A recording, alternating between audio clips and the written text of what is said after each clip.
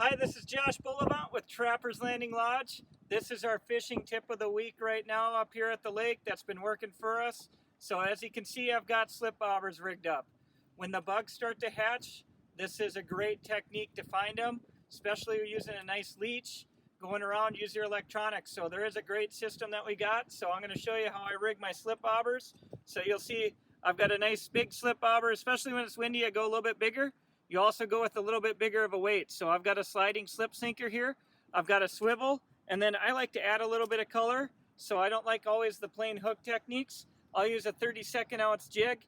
So I prefer green and black. Right now, any of the little perch fire tiger colors working great on this setup. So what I do when I'm going around slip bobbering on the lake, I'll find kind of that average depth they're in. So if it's 15 to 20 feet, I'll zoom back and forth. I'll have my rod rigged at about 14 feet.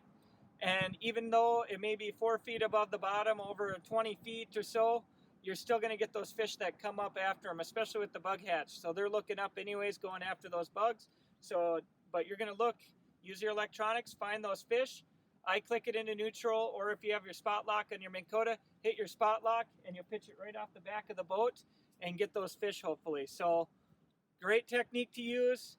Use your electronics, your trolling motor together, and hopefully this puts some more fish in your boat here with the bugs. So hopefully from all of us here at Trapper's Landing Lodge, we see you on the water.